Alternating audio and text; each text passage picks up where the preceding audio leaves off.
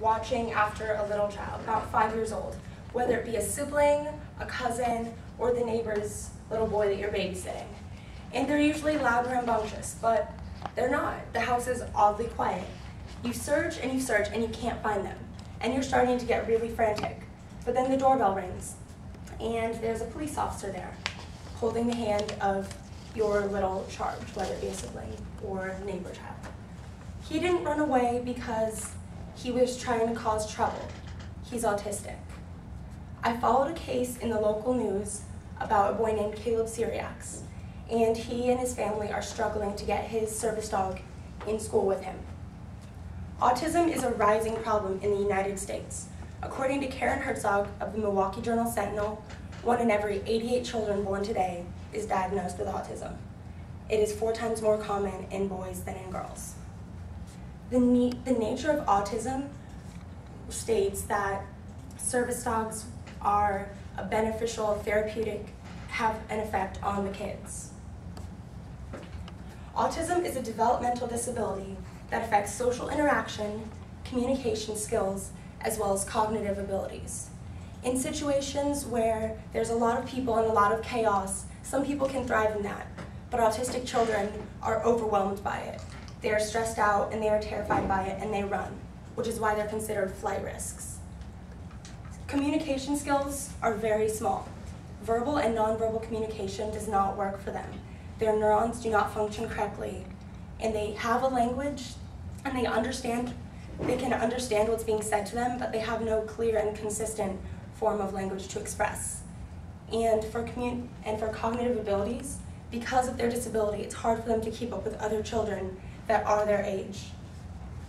They can't store or process information the same way we can, according to the Americans with Disabilities Act 2008 revision. But there is a solution. It won't stop autism and it won't prevent it, but it will keep the children safe. According to Olga Solomon, published in the Ethos Journal in her article, What Dogs Can Do, providing an autistic child with a service dog can make a difference. With a service dog, autistic children become much less of a flight risk. According to Katie Rule, a representative from Autism Service Dogs of America, the dogs are trained from when they're a little puppy to 1.5 years. They're trained in obedience commands, they're trained in everyday situations, so they will always be calm, and when they're on duty with their child, they are harnessed to it. So when the child gets anxious, when the child wants to run away or is nervous, the dog will apply pressure and calm them down. In an interview with Caleb, the boy in the news' mother, Milka, she said that after getting a service dog, the difference was night and day. He didn't run away, he wasn't stressed out in social situations, and whenever he got nervous, his dog, Eddie, could sense his tension and calm him down by applying pressure to his leg. It sounds great. It's a good idea, it's a great solution. However, there is a problem.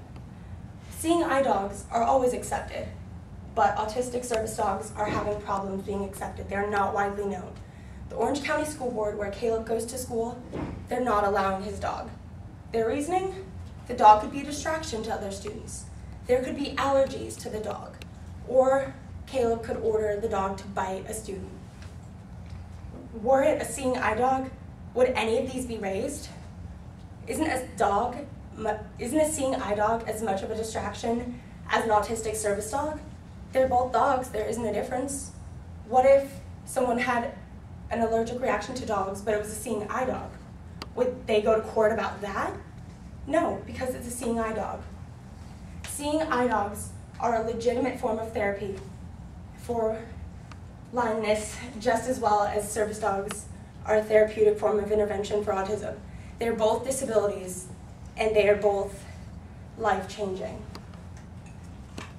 Service dogs are a legitimate form of therapeutic intervention, and to think otherwise is to be misinformed. There is a necessity to assist those with autism, and to help them receive a service dog is the best way to do it. Imagine again